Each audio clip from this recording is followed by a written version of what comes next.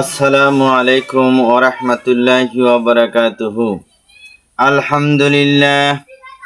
আলহামদুলিল্লাহি নাহমাদুহু ওয়া নাস্তাইনুহু ওয়া নাস্তাগফিরুহু ওয়া নু'মিনু বিহি ওয়া নাতাওয়াক্কালু আলাইহি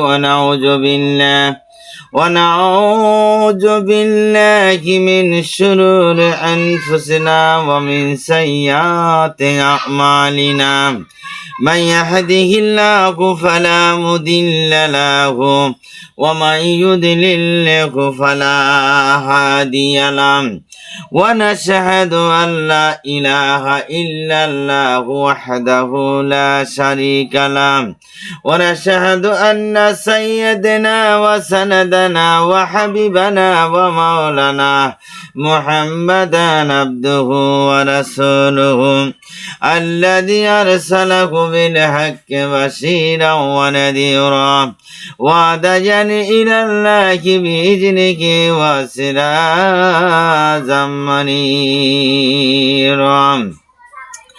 فقد قال الله تعالى في كلامه المجيد وفرقانه الحميد: أعوذ بالله من الشيطان الرجيم. بسم الله الرحمن الرحيم. إن الله وملائكته يصلون على النبي يا أيها الذين آمنوا صلوا عليه وسلموا تسليما. صلى الله على محمد صلى الله عليه وسلم. আমার বন্ধুগণ,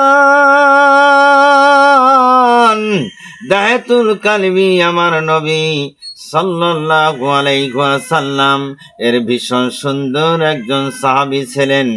আইয়ামে জাহিলাতের ইতিহাস খুললে দেখবেন নারীরা সমাজে কলঙ্কিনী ছিল। আল্লাহর নবী স্বাধীনতা দিয়েছেন, মেয়েদেরকে মর্যাদা দিয়েছেন, আমাদেরকে নারীদেরকে জিন্দা কবর দেওয়া হতো। বাপ হইয়া নিজের মেয়েকে জিন্দা কবর দিয়ে দিত। আমার ভাইরা, মায়া লাগতো না, দয়া লাগতো না গো। তাহলে দেখেন, নবীর সাহাবী দায়াতুল কালবি নিজের হাতে নিজের মেয়েকে জিন্দা কবর দিয়েছিলেন।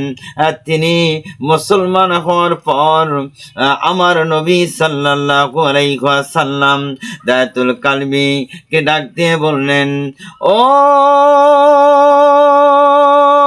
দায়াতুল কালবি, তুমি মুসলমান হয়েছ, আমার সাহাবী হয়েছ। আল্লাহ পাক তোমার জিন্দেগীর সমস্ত গুনাহগুলো মাফ করে দিয়েছেন। সুবহানাল্লাহ। নবীর সাহাবী দায়াতুল কালবি দুই চোখের পানি ছেড়ে দিয়ে বললেন, হুজুর গো, সব গুনাহ হয়তো মাফ হতে পারে আমার, তবে একটা গুনাহ আমার আল্লাহ পাক হয়তো মাফ করবে না। রাসূল সাল্লাল্লাহু আলাইহি ওয়াসাল্লাম ডাক দিয়ে বললেন, কি মারাত্মক পাপ করেছো তুমি ও দায়াতুল কালবি? তুমি কি পাপ করেছো যে আল্লাহ পাক মাফ দিবে না? এবার সাহাবী দায়াতুল কালবি রদন করে করে কাঁদতেছেন, ঝর্ণার মতো গাল বেয়ে বেয়ে পানি পড়তেছে। চোখের পানিগুলো ছেড়ে দিয়ে এতিমের মতো কাঁদছেন আর বলছেন, হুজুর গো, আমার সন্তান মেয়ে আমাকে আব্বু আব্বু বলে ডাকতো, তার মাকে আম্মু আম্মু বলে ডাকতো। আমি সফর থেকে 4 বছর পর বাড়ি এসে দেখি মেয়েটা আমার বেশ বড় হয়ে গেছে। আমি তার মাকে ধমক দিয়ে বললাম, কেন এই মেয়েকে ছোটবেলায় জিন্দা কবর দেওয়া হয় নাই? সে বলে, স্বামী গো, তুমি নজর করে দেখো, তোমাকে আল্লাহ যেমন সুন্দর করে বানিয়েছে, তোমার মেয়েকেও আল্লাহ তোমার মতো সুন্দর করে বানিয়েছেন। সেই জন্য আমি তার নাম রেখে দিয়েছি জামিলা সুন্দরী। এত সুন্দর মেয়েকে আমি কেমন করে জিন্দা কবর দিয়ে দেই স্বামী গো। এবার রাতে যখন বিছানায় শুইতে গেলাম, আমি আমার স্ত্রীর মাঝখানে ওই মেয়েটাকে আমাকে আব্বু আব্বু বলে ডাকে একবার, আবার তার মাকে আম্মু আম্মু বলে ডাকে। এভাবে করে একবার আমার দিকে একবার তার মায়ের দিকে ফিরে ফিরে ডাকতে লাগলো। আমি চিন্তা করতে লাগলাম, ওই সময় এত সুন্দর মেয়ে, আহা কি ঘৃণের কথা, মেয়ের বাপ হয়ে গেছে।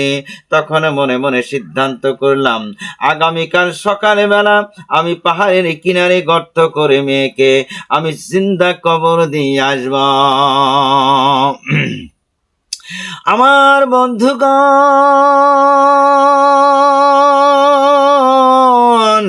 সকালে উঠে স্ত্রীকে ডাক দিয়ে বললাম, জামিলাকে গোসল করে কিছু খাইয়ে দাও, জামিলাকে নিয়ে বেড়াইতে যাব। এবার কি বললেন? জামিলাকে নিয়ে বেড়াইতে যাব, তার মেয়েকে নিয়ে বেড়াতে যাবে, এ কথা তার স্ত্রীকে বললেন। আমার স্ত্রী মেয়েকে গোসল করে দিলেন, নতুন জামা পরিধান করে দিলেন। আহারে, পরওয়ারদিগার এত সুন্দর করে সুন্দর মেয়েটা বানিয়ে দিয়েছেন, দুনিয়ার বুকে পাঠিয়ে দিয়েছিলেন, এবং জন্মের মতো 2 লোকমা খানা তার মা মুখে দিয়ে দিলেন। আমি মেয়েটাকে নিয়ে রওনা করলাম। নবী গো, বহু দূরে পাহাড়ের পাশে গিয়ে আমি গর্ত করতে লাগলাম। গর্ত করার সময় মাটির ছোট ছোট টুকরা আমার দাড়ির উপরে এসে যখন পড়ে যায়, আমার জামিলা, আমার মেয়েটি আমার পাশে দাঁড়াইয়া নিজের হাতে দাড়িগুলি সাফ করে দেয় আর বলে, বাবা, বারবার ডাক দেয়া বলেন, বাবা গো, এটা কিসের গুহা? কেন এত গর্ত করছেন গো? এটা কিসের গর্ত? কার জন্য এত কষ্ট করে গর্ত করছেন আব্বা গো? এত গভীর করে কেন করা হচ্ছে? নবী গো, আমি বলি, যাও বেটি, দূরে গিয়ে খেলা করো, কিছুক্ষণ পরে তুমি বুঝতে পারবা কার জন্য কিসের গর্ত খোঁড়া হচ্ছে। গর্ত যখন খোঁড়া হয়ে গেল, আমি ডাকলাম, জামিলা মা গো, আয় গো, দেখা যাও গুহার ভিতরে কি দেখা যায়। মেয়েটি আমার আব্বু আব্বু বলে দূর থেকে দৌড়ে গর্তের পেশে এসে বলে, আব্বু গো, গর্তের ভিতরে কি? কই তো কিছু দেখা যায় না। নবী গো, আমি কত নিষ্ঠুর পিতা, আমি কত বড় নির্দয় পিতা, আমার যে একটু মায়া লাগলো না, দয়া লাগলো না।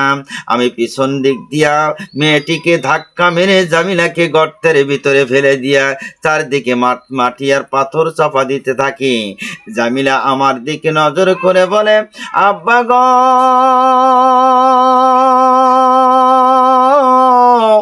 বারবার মায়ের কাছে বলতাম, মা গো, আমার আব্বা কবে আসবে গো?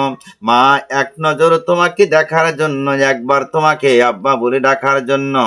হে বাবা, তুমি আমার আজরাইল হয়ে আসবা, তা আমি আগে জানতাম না।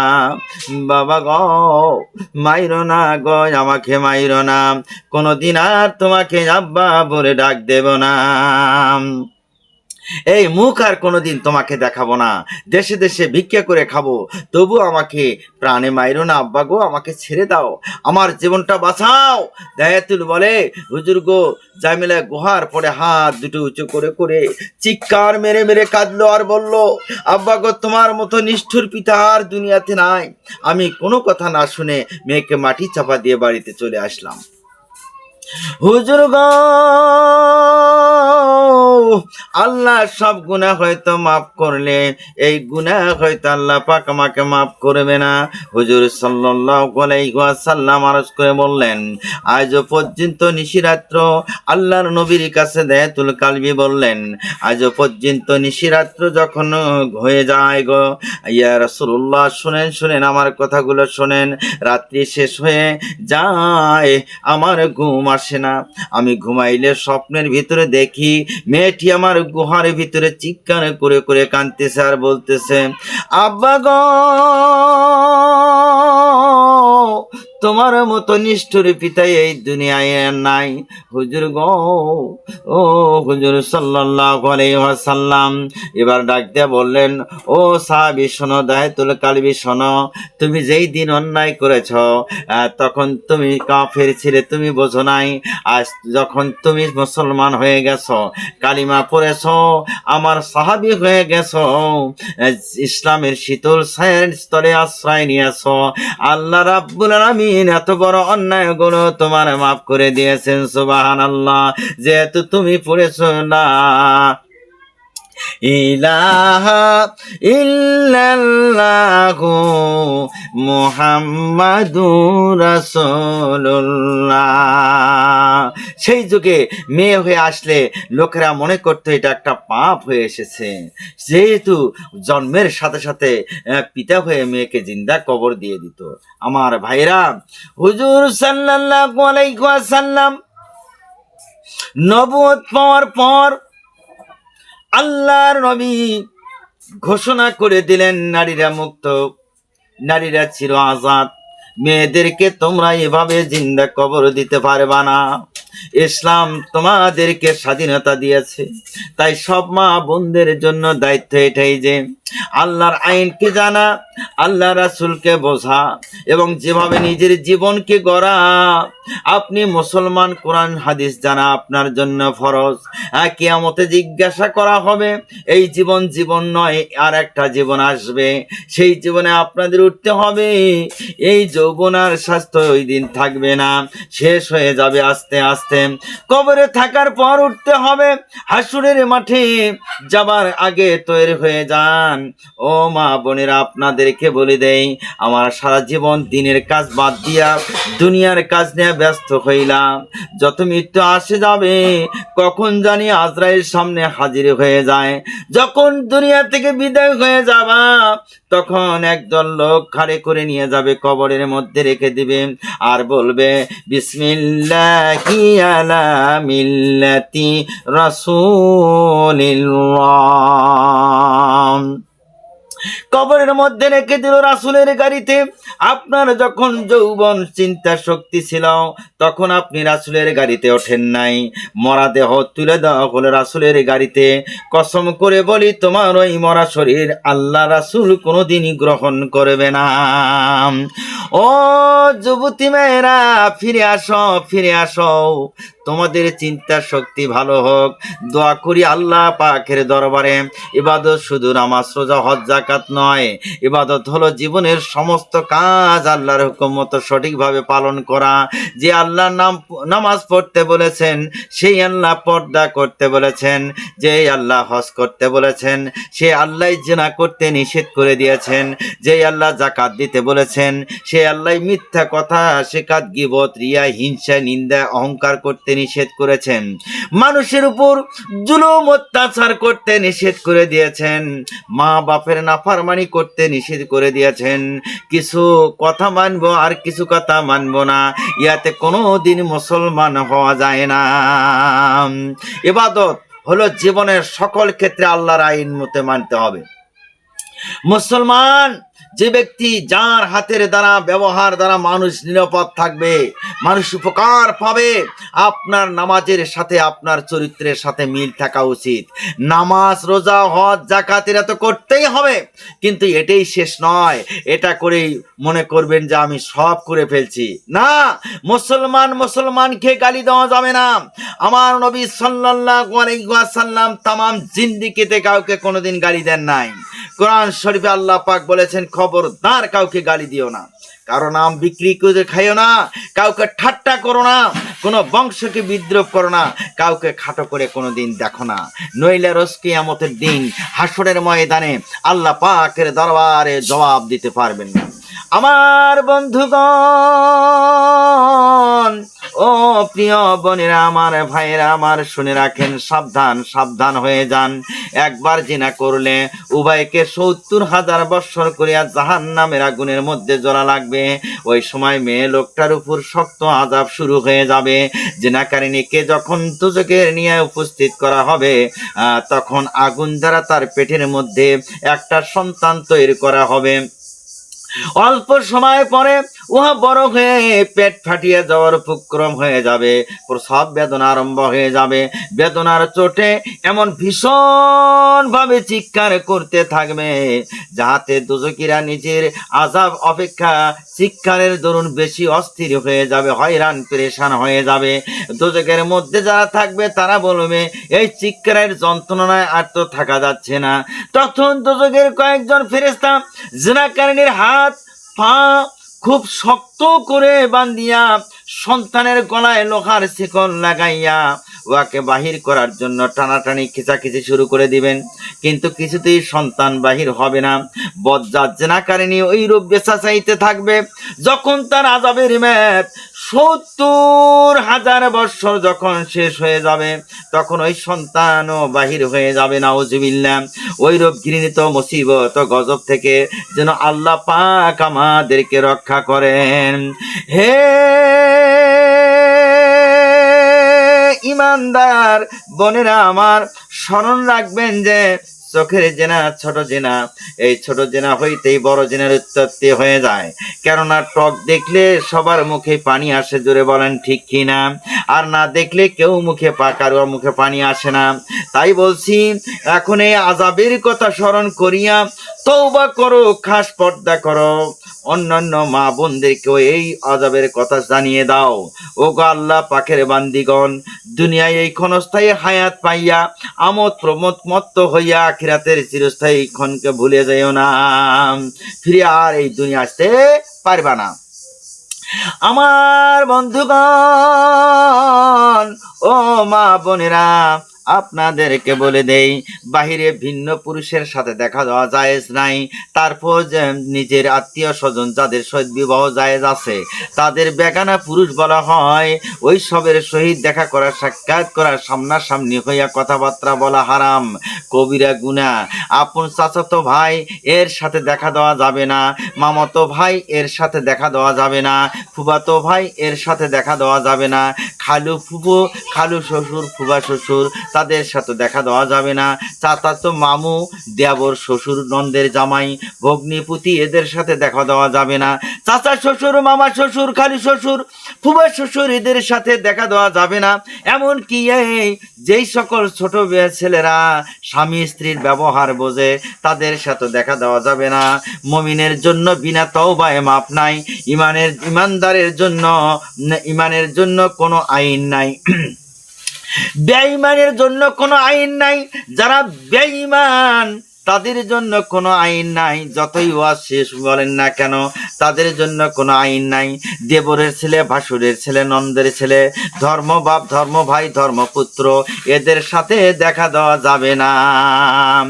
আমার বন্ধুগণ, যাদের সাথে দেখা দেওয়া যাবে তাদের কথা একটু শুনে রাখেন। হাদিস শরীফে এসেছে, বাপ দাদার সাথে দেখা দেওয়া যাবে, নানার সাথে দেখা দেওয়া যাবে, আপন চাচার সাথে দেখা দেওয়া যাবে, আপন মামার সাথে দেখা দেওয়া যাবে, আপন ভাই, দুধ বাপ এরপর নিম্নে যত যাবেন দেখা দেওয়া যাবে, আপন ছেলের পুত্র নিম্নে যাবে দেখা দেওয়া যাবে, আর পুত্র নিম্নে যাবে যত দেখা দেওয়া যাবে।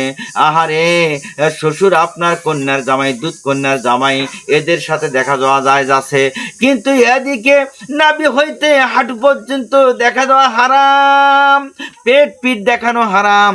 সাবধান সাবধান, সব সময়ের জন্য পেট পিঠ ভালো করে ঢাকিয়ে রাখবেন। বোনেরা আমার, ও মা বোনেরা, ভালো করে শুনে রাখেন। মাওলানা সাদেক আপনাদের কি বলতেছে, সর্বদা আপনার পেট ঢাকিয়া রাখবেন যেন কোনো হারাম পুরুষে দেখতে না পায়। আরো স্মরণ রাখবেন, কোন অন্য মেয়ে লোকের নাভি হইতে হাঁটু পর্যন্ত বিনা ওজরে দেখা হারাম। এখন বুঝলেন তো, জায়েজ পুরুষের জন্য যখন এই রকম হয়ে থাকে পর্দা করা ফরজ, বেগানা পুরুষ হইতে পর্দা করা যে কত দূর ফরজ তাহা ইমানদার মা বোনদেরকে বলে দেয়। জ্ঞানী যারা বোঝে তারা শুধু ইশারায়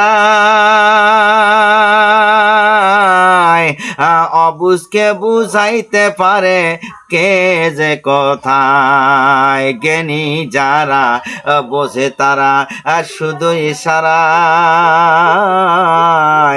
অবুঝকে বুঝাইতে পারে কে যে কথায়। আল্লাহ পাকের রহমতের আশায় যত কষ্ট হইল ক্ষণকালের জন্য এই দুনিয়া হইতে বেহেশতের সবক আদায় করতে হবে।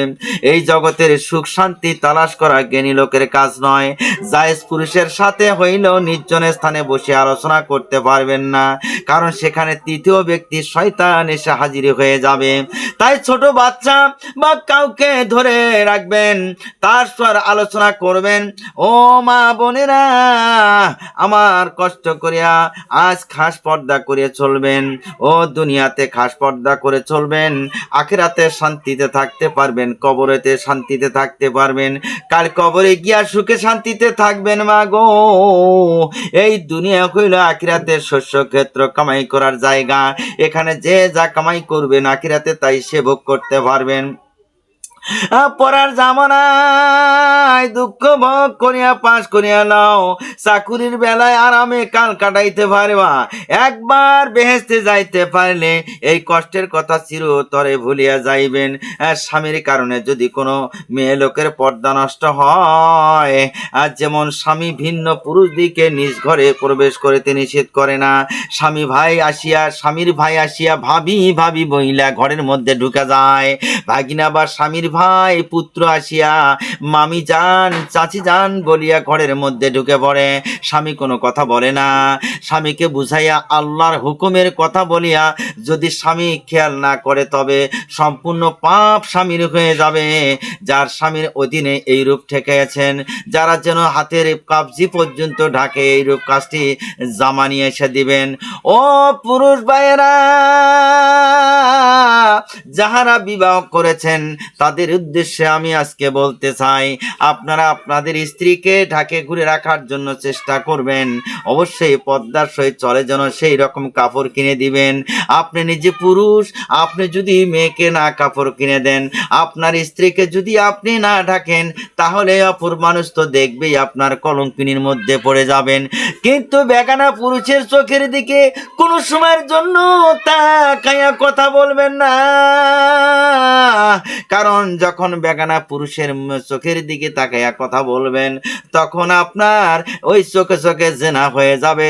এর খেসারত আল্লাহ পাকের দরবারে দিতে হবে। অন্যদিকে তাকাইয়া কথা বলবেন ওই দিকে বসবেন, আপনার সঙ্গে দেখা দেওয়া জায়েজ নেই এভাবে বলবেন। আল্লাহর হুকুম মানতে হবে, পর্দা করা ফরজ। এই কথা বলতে সাহস না হইলে অন্যদিকে মুখ করিয়া নিজ শরীরকে ঢাকিয়া চুপচাপ বসিয়া থাকবেন। উহা দেখলে তাদের চোখে লজ্জা শরম আসিয়া পড়বে, কারণ আল্লাহ পাক আপনাকে মাফ করে দিবেন, সম্পূর্ণ মাফ স্বামীর হয়ে যাবে। আর স্বামী যদি আপনাকে পর্দা করতে চায় আর আপনি তা যদি মানতে না পারেন, তবে আপনি মহাপাপী হবেন। আপনার স্বামী বলতেছে পর্দা করার জন্য, আর আপনি স্ত্রী হয়ে পর্দা করবেন না, তার এই দোষ কোনোদিন স্বামীরও হবে না। আপনার স্বামীকে আল্লাহ পাক মাফ করে দিবেন, কিন্তু আপনাকে মাফ করবে না। আমার বোনেরা, আমার ভাইরা শোনেন, দুঃখ ভোগ না করলে কোনোদিন সুখ পাওয়া যায় না। আল্লাহ পাকের বেহেশতের বাগানের শান্তির তুল্য শান্তির জায়গা আর কোথাও নাই। সেই বেহেশতের সবক আদায় করার মতো কঠিন কাজও করতে হবে দুনিয়াতে। শুধু এমনি বেহেশত পাওয়া যাবে না, বেহেশত পাওয়ার জন্য কাজও করতে হবে। বেহেশতের চতুর্পাশে কাঁটা আর দোজখের চতুর্পাশে আছে ফুলের বাগান। হাসতে হাসতে হায়রে মানুষ দোজখের কাজ করে, আর কাঁটা দেখে মানুষ বেহেশতের কাজ করে না, তা তো করা যাবে না। কারণ অবশ শিশু কখনো আগুন পানি ভয় পায় না। কাল সাপ দেখলে তাকেও ধরতে যায়, সে বোঝে না যে আমি ওতে মারা পড়বো না, এই সমস্ত সে বাচ্চা বোঝে না। এই জন্যই তাকে মূর্খ মেয়ে পুরুষের কবরের আযাব, কিয়ামত ও বেহেশতের দোজখের প্রতি বিশ্বাস নাই, তাই উহার প্রতি পূর্ণ ঈমানও না থাকার কারণে ওই মহিলা বেপর্দা হয়ে যায়। ঈমান যদি না থাকে এই জন্য বেপর্দা হয়ে যায়। এই জন্য ঈমানটা আগে মজবুত করো। যারা ইচ্ছা করিয়া কোরআন হাদিসে শরীফের কথা অমান্য করে তারা অবশ্যই জাহান্নামী। খাঁটি ইমানদারগণ কখনো বেপর্দায় চলতে পারে না। যারা ইমানদার ব্যক্তি, খাঁটি মা বোনেরা, তারা অবশ্যই বেপর্দায় চলবে না, তারা পর্দা করেই চলবে। আপনার এখনো খাস তওবা করিয়া পর্দা করুন, হ্যাঁ, তা হইলে সমস্ত ইবাদতের মজা পাওয়া যাবে ইনশাআল্লাহ। আল্লাহ পাক মাফ করে দিবেন, এখনো সময় আছে। আমার ভাইয়েরা,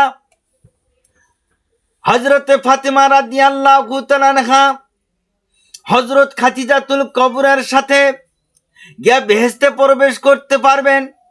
এই জন্য ভালো ব্যবহার করবেন, পর্দা করবেন। তাই সর্বপ্রথম কর্মসূচি আপনার মেহেরবানি করে নামাজি হয়ে যান। দ্বিতীয় কর্মসূচি আপনার পর্দার ভিতরে, বোরকার ভিতরে চলে আসেন। সৌদি আরবে একটা মেয়েকে বিবাহ করিয়ে নিয়ে যেতে হলে 1 লক্ষ, 1.5 লক্ষ, 2 লক্ষ রিয়াল দিতে হয়, 80,000, 90,000 নগদ টাকা, ক্যাশ টাকা গুনে দিতে হয়।